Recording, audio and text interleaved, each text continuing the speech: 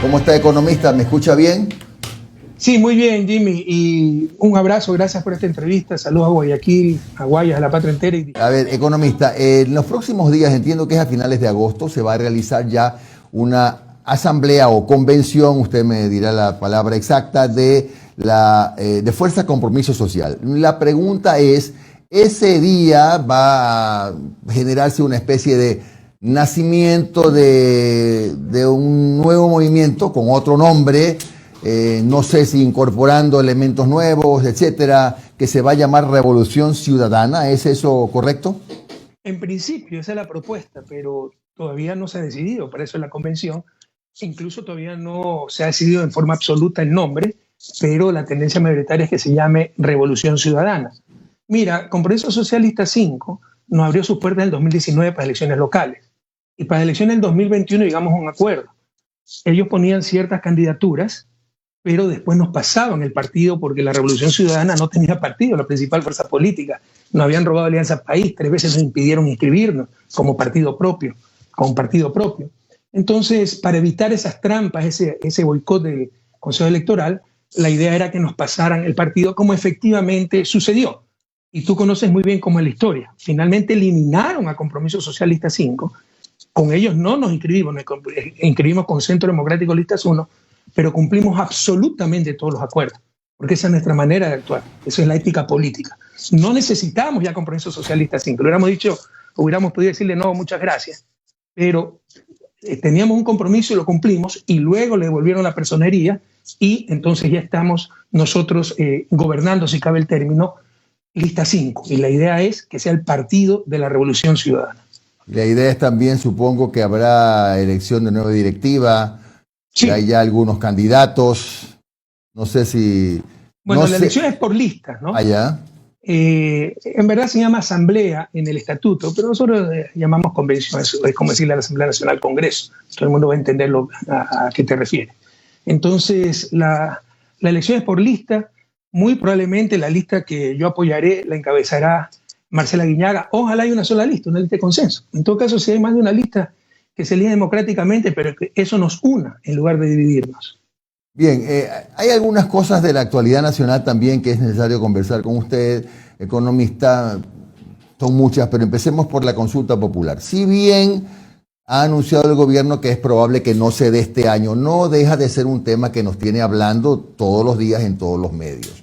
Una de las cosas que proponen es la bicameralidad, y otra, por destacar dos de las más importantes, aunque no fueron anunciadas por el presidente de la República, y la otra es la eliminación del Consejo de Participación Ciudadana y Control Social. Vamos por la primera. ¿Qué le parece a usted una asamblea bicameral? Gracias por esa pregunta, porque son las cosas de fondo, ¿no? Primero, una reflexión. Esto es la consulta Trujillo-Moreno 2.0. Algunos creen que porque hay elecciones hay democracia. No, no es suficiente tener elecciones. Hacer elecciones libres, y mientras se manipule la verdad, haya campaña sucia, los medios de comunicación tomen partido, no son elecciones libres. Y además, dentro de reglas preestablecidas que se llama Estado de Derecho. Si no, es la dictadura coyuntural de la mayoría. Bueno, la consulta mañosa del 2019 no tuvo control constitucional, atentaba contra derechos, hubo hasta leyes retroactivas, las dos, para evitar que yo sea candidato. No se puede postular nuevamente los que se eligieron ya desde el 2007, 10 años atrás, cuando la ley rige para el futuro, ¿no? Y, por supuesto, pues hubo tremenda campaña sucia diciendo que era para luchar contra la corrupción, para evitar la reelección indefinida, cuando es la postulación. La reelección la decide el pueblo en las urnas, para decir que había que cambiar el correísmo que se había apoderado del Estado, y ellos eran los que querían apoderarse del Estado, y pusieron ese consejo transitorio, y mira cómo está la patria. En todo caso, cuando hay crisis, la gente tiende a perder la calma. En el caso de Ecuador, incluso perdemos la cordura. Es una desfecho, un absurdo. Un país tan pequeño como Ecuador, con 2 cámaras, por favor, no se va a poder decidir nada. Lo que más se requiere, una de las cosas que más se requiere para salir de su desarrollo es gobernabilidad. Entonces ya con una cámara es compleja la gobernabilidad, más aún con el método de Wester que aplicaron, ¿no? Para dispersar los escaños, para hacer trampa. Pero peor, con 2 cámaras, no vamos a ningún lado, inmovilizan al país. Entonces guardemos la sensatez, es un absurdo. Eso puede servir para países federados como Brasil, como Estados Unidos, pero un país no federal, del tamaño de Ecuador, con la población de Ecuador, una bicameralidad es un completo absurdo. Consecuentemente, tampoco estaría de acuerdo con la reducción del número de asambleístas, que es otra de las cosas que se presume que podrían ser incluidas en la consulta. Eso siempre se puede hacer, pero yo creo que un número de 137 no es un número exagerado, no es un número astronómico. Vaya, el Congreso de Brasil tiene 500 diputados, ¿no? Por supuesto, así es mucho más grande, pero 137 no es algo exagerado. Entonces siempre se puede reducir el número de diputados. Cuidado, con eso piden representatividad o representación, perdón, ciertos territorios. Eso, claro, porque por ejemplo, por citar uno, la provincia de Bolívar tendría a lo mejor un solo representante. Impensable que un solo representante haga de vocero de toda la provincia, ¿no? Eso puede pasar. Entiende, ahí no están los problemas, la calentura no está en la sábana. Los problemas están en la falta de ética. El país del pasado que volvió con Moreno cuando aplaudieron un traidor, un fraude democrático, que ganó con el programa de Revolución Ciudadana, nos traicionó, pero como era contra los correístas, lo apoyaron, aplaudieron y lo pusieron como gran demócrata, destrozó Estado de Derecho, se tomó todas las funciones del Estado y puso de moda la falta de ética en la política, la traición, la deslealtad. Nuevamente los asambleístas de ventas, acuérdate cómo se repartieron hospitales. Y ven lo que vemos, ¿no? Los cambios de camiseta. Ahí está el problema. Y parcialmente, porque el problema de fondo también es la calidad de nuestros representantes, la calidad de política. Política es la forma en que una sociedad toma racionalmente sus decisiones de acción colectiva. Sin buena política no saldremos de su desarrollo. Pero mientras tengamos demagogos, mentirosos, oportunistas, el nivel de política será bajísimo. Economista, y esto de la desaparición del Consejo de Participación Ciudadana, ¿qué consecuencias podría traer? Porque ahí la primera pregunta que uno se hace es, bueno, desaparece ahí, ¿quién nombra a las autoridades de control? Perfecto, esa es la pregunta pertinente. Te felicito. Esa es la pregunta que deben hacer todos los ciudadanos. Porque pareciera ser que antes de la Constitución del 2008 y antes de mi gobierno, vivíamos en Suiza. No había corrupción, no había inseguridad, no había nada. Todo comenzó con nosotros. Ya basta. Basta engañar hacia la gente. Y que el Consejo de Participación entonces falló en esto, y que antes todo marchaba de maravilla. Y se elegían a las mejores autoridades del Estado. Las autoridades del Estado anteriormente las elegía el Congreso Nacional. Por definición, la entidad más politizada del Estado. Y con el nivel de política que nosotros teníamos, no es que se elegían los mejores, sino que se ponían de acuerdo. Tú pones al fiscal, pero cuidado, protege a los míos, ¿eh? Y yo pongo al contralor y protejo a los tuyos. Y no llegaban los mejores. Llegaba gente comprometida políticamente para upar corrupción, etc. Ya se olvidaron de eso. Es el Congreso. Tanto critican la elección de Poli. Poli fue electo por el Congreso. Revisen. Cuando yo recién llego, el 2007, todavía había el sistema anterior de elección de autoridades, donde el Congreso presentaba una terna. Yo no conocía a ninguno de los tres. Cogía el primero de la terna, que era Poli. Pero ahora resulta que es el Contralor Correa y que todo fue un amarre. Entonces, queremos volver a esas cosas. Cuando era por compromisos políticos que se elegía la autoridad de control, lo cual es nefasto. Cuando ahora es por concurso de merecimiento. Que hay falla en los concursos, corrijamos la falla. Pero el sistema es bueno, la idea es buena. Otra cosa es que sea mal ejecutado. Otra cosa es lo que vemos ahora, que llegan los peores por la trampa que se hace. Por ejemplo, la fiscal del Estado sacó 11 sobre 20 el peor examen y le pusieron 31 sobre 30 en expresión oral. O sea, Demóstenes un turro al lado de Diana Salazar, que no sabe ni hablar, esa pobre señora. Entonces, otra cosa es que se haga trampa, pero la institución, el concepto, la idea es muy buena. Es decir, que se mantenga el Consejo de Participación Ciudadana corrigiendo lo que está mal. Usted habla mucho, economista, de mejorar el nivel de la política. ¿Cómo consigue usted mejorar el nivel de la política en este país? Entre otras cosas, manteniendo la meritocracia y no pasar de nuevo a la dedocracia o a la amarres políticos. Porque no sé si conozca el ciudadano que el Consejo de Participación, estrictamente hablando, ni siquiera elige directamente a las autoridades. Se forma una comisión especial para que dirija el concurso, ¿ya? Entonces, una comisión para el concurso de Contralor. Hay impugnación pública de los candidatos y razonablemente pueden llegar los mejores, ¿no? De todos modos, es mucho mejor ese sistema con el Congreso cuando se repartían los cargos por intereses políticos. Sin embargo, yo sí creo que hay que poner reglas, pero es sobre todo el ciudadano el que tiene la respuesta en sus manos, ¿no? No aplaudir las deslealtades, las traiciones, el oportunismo, la mentira. Hemos banalizado la mentira. Mira lo que ¿cómo se llama este señor? Yacu Pérez o Carlos Pérez, como se llame, dijo en campaña. Y yo me había puesto de acuerdo con Nebot, me había reunido con Nebot para hacer el fraude en la segunda vuelta. Es una mentira monstruosa, pero no pasa nada. Verán que hay gente que sigue votando por Yacu Pérez, pese a ser un mentiroso compulsivo. Esto está en manos de los ciudadanos, sobre todo. Elegir a gente seria, que respete los principios, que actúe con coherencia, honesta, que rinda cuentas a sus votantes. Pero mientras siga habiendo traiciones, camisetazos, se siga aplaudiendo y votando por los mismos, seguiremos este nivel de política. Si, mientras quede impune ese fraude democrático, porque si se elige por un partido, si ganó por lista 5, no es por esa persona que se ganó, es por la lista 5, y debe ser fieles a los principios de lista 5. Entonces, mientras no se sancione esa falta de convicciones, ese oportunismo, seguiremos teniendo el nivel de política que tenemos. Economista, buen día. Omar Jaén le saluda. ¿Cómo está? ¿Cómo estás, Omar? Economista, volviendo al tema de la consulta popular, Simón Espinosa está proponiendo que en una pregunta se vuelva a la Constitución del 98. Pero ya no le hagas caso, porque el pueblo está senil. En su beneficio, el pueblo está senil. Mira los tweets que manda, son insultantes. Cuando cumplió años dijo que quería tener 6 mujeres desnudas, creo que cumplió 95 años, no sé cuánto. O sea, está en la misma situación que Trujillo. Trujillo aprovecharon de ese pobre hombre, un político menos que mediocre, amarrador, mediocre, pero ya senil, y lo pusieron como prohombre de la patria a dirigir el país, y tú ves las consecuencias. Ya ni siquiera hagamos referencia a esa gente, ya pasó su época, son los líderes del fracaso, de esa generación, de los Hurtado, de los Espinosa, de los Maguad, de los Trujillo, nos llegó al fracaso rotundo, al regreso a la democracia, cuando regresamos a la democracia. Yo creo que hay que buscar mejores referencias.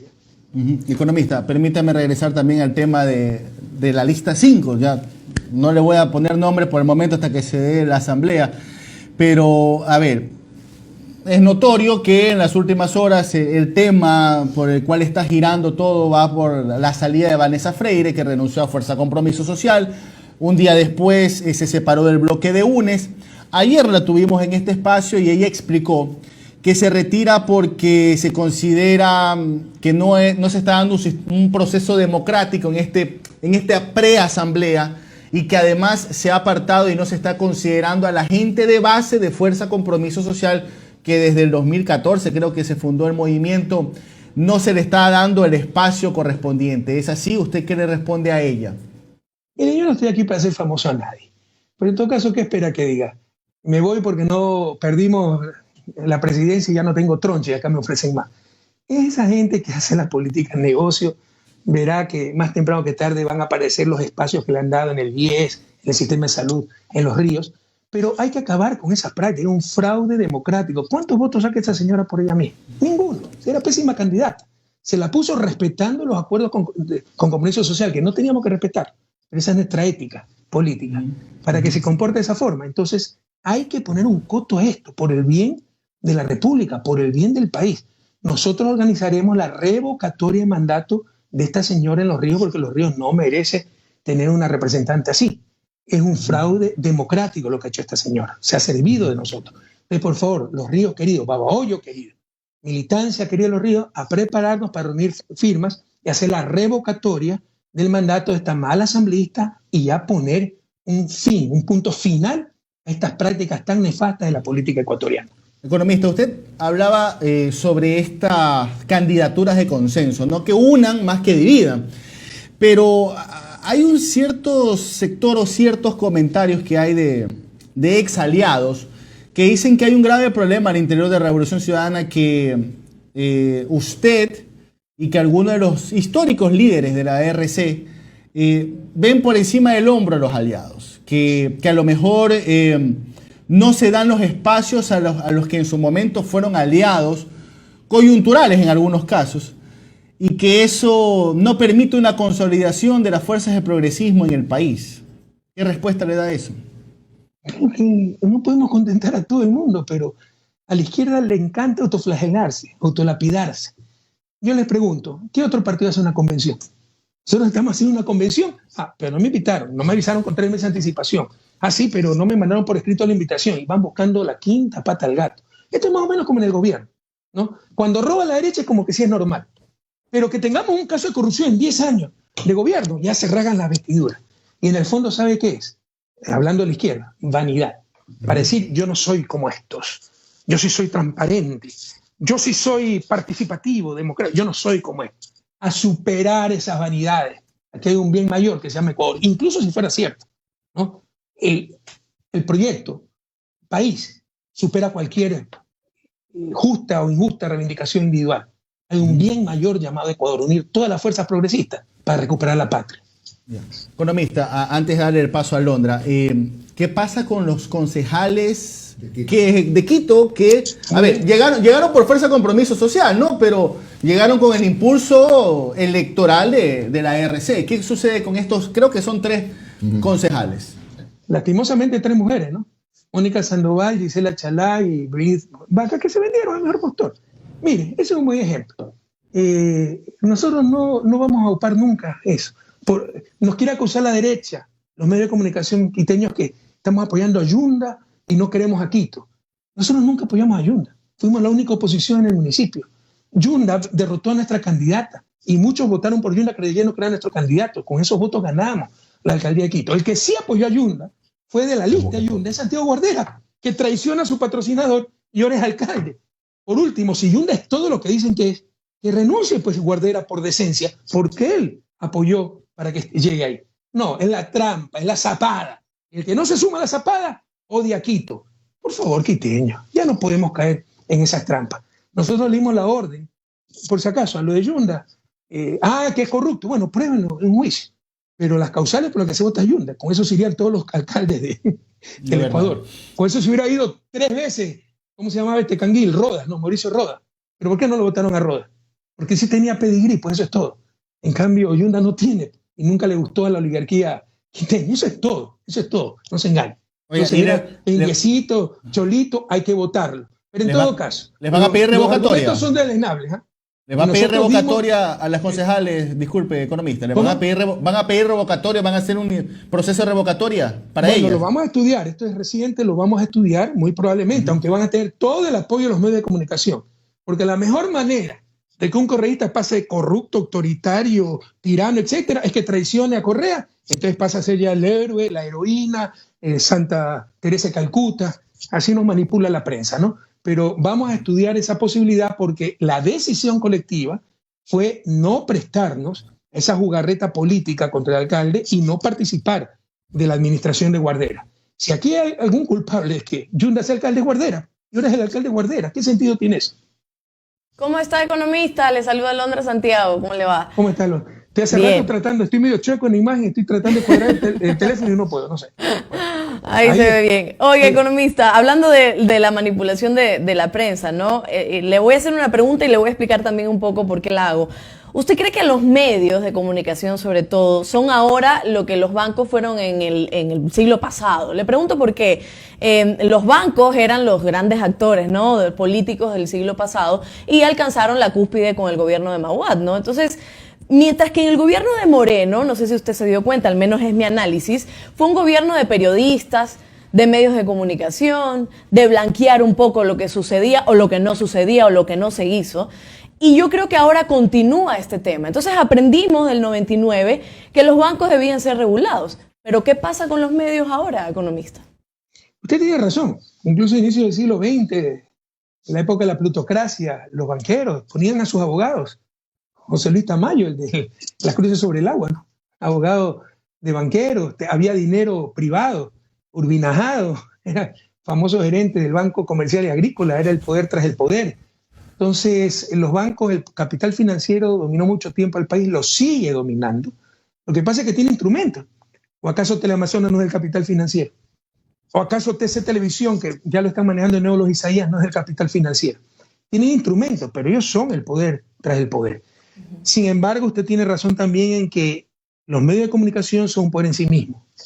Pertenecen a este capital financiero, por eso son la misma cosa, pero son un poder en sí mismo. En todo caso, ¿cuál es la diferencia con el capital financiero? Nadie quiere a los banqueros, pero muchos quieren a los periodistas porque los han convencido que son los defensores de la libertad de expresión. La libertad de expresión no es mentir, no es difamar, no es hacer política desde un micrófono. Eso es deshonesto. Eso no es ser demócrata. Si quiere participar en política, Bueno, preséntese al escrutinio público, gane elecciones, pero no por el poder de tener una pluma o un micrófono se puede meter a hacer política. Eso no es honesto. Eso no va con los principios deontológicos del periodismo, ¿no? Y en estos momentos nosotros ya no tenemos democracia, tenemos mediocracias. Los que mandan, los que ponen la agenda política, los que eligen, los que legislan, los que juzgan, son los medios de comunicación. Y eso no es democracia. Por supuesto que tiene que cambiar aquello. Economista, ahora hablemos de Guillermo Lasso. Yo todavía no identifico muy bien cuál es el camino de este gobierno y a un analista también le preguntaba, ¿no? Porque si bien es cierto, este gobierno se ha acercado a luchas sociales, ha creado la Secretaría de Derechos Humanos, también la Secretaría para apoyar a las personas LGBTI, etcétera. Usted hablaba ayer y ponía en un tuit de que Guillermo Lasso, bueno, fue a Lima a felicitar a Pedro Castillo, estuvo ahí encontrándose con Fernández y usted ponía en un tuit de que se alegra que haya cambiado de opinión teniendo en cuenta que Guillermo Lasso, lo ponía usted, fue uno de los promotores de la destrucción de UNASUR. ¿Usted me puede decir, teniendo en cuenta esto, pero sabiendo que el gobierno de Guillermo Lasso tiene políticas también neoliberales, por dónde mismo es que está yendo este gobierno y cuál será el futuro que usted le ve? Mire, se lo puede acusar a Guillermo Lasso de cualquier cosa, menos de que engañó con su programa de gobierno. Siempre se definió como lo que era, un neoliberal banquero. Y lo que iba a hacer, privatizar, disminuir impuestos a la gallada, ¿no? Disminuir gasto público, disminuir derechos y servicios públicos. Y eso es lo que está haciendo. No han podido empezar con toda la fuerza, aunque sí están avanzando, regreso al SIAD y ya inicio de los procesos de monetización o privatización de ciertas empresas del Estado. No han podido avanzar con toda la fuerza por el problema gravísimo de la pandemia, ¿no? Y la pandemia sí le puedo decir que va más allá de ideología, hasta el punto que están vacunando con la vacuna china. ¿Se acuerdan que decían que habíamos entregado Ecuador a China, que los chinos dominaban el país, que había que liberarnos de China? Y ahora fuimos con el rabo entre las piernas a pedirle las vacunas a China, ¿no? Y por eso es que puede vacunar el gobierno. Entonces, como hay este elemento perturbador tan fuerte, la pandemia y la vacunación, que obviamente es como una guerra. O sea, después de una guerra usted tiene que reconstruirse de derecha, izquierda, centro, arriba, abajo. Después de una pandemia usted tiene que vacunar, tomar las precauciones del caso. Con este elemento perturbador tan fuerte no han podido avanzar más claramente en su programa. Pero el programa Guillermo Lasso, yo en eso sí no creo que haya ambigüedad. Claramente es neoliberal y en su favor, hay que reconocerlo, que no engañó a nadie. Siempre dijo lo que iba a hacer: privatizar, disminución de gasto público, competencia, libre mercado, sálvese quien pueda. Así es, economista. Y la última pregunta, esto es más para satisfacción personal. Hablamos de Ecuador, pero ahora quiero hablar de mi otra tierra, que es de Cuba, ¿no? El 11 de julio se marcó en la historia realmente algo totalmente diferente a lo que ya habíamos vivido en el país. Lo digo porque lo viví también allá, ¿no? La gente sale a la calle, la gente sale a protestar, hubo manifestaciones, el gobierno decía una cosa, los cubanos que salieron a la calle otra, que obviamente están en contra del embargo, pero hay otros que dicen que las libertades dentro de Cuba también se están coartando. ¿Cuál es su opinión en cuanto a esto que ha sucedido y sobre todo este proceso que está viviendo la isla? ¿Qué mayor atentado que el bloqueo? Si hablamos de libertades, no tengamos doble moral. Fíjense que 29 veces ha sido condenado casi por unanimidad en la Asamblea de Naciones Unidas. En todo caso, la situación de Cuba la conozco, estuve ahí hace unos meses, me reuní con el presidente, con el comandante Raúl Castro, con el canciller. Es muy, muy dura. ¿Por qué? Ya el bloqueo de por sí, ¿no? Le complica mucho la vida. En 2020 Trump, antes de salir, emitió muchas más medidas más restrictivas por la ley Helms-Burton, y también por declarando a Cuba financista del terrorismo, con lo cual incluso impide que lleguen normalmente las remesas de los cubanos a la isla. Pero con la pandemia, a todos nos ha afectado la pandemia, pero el primer ingreso de Cuba es turismo, el primer ingreso de divisa. Con la pandemia el turismo de la noche a la mañana pasó a cero.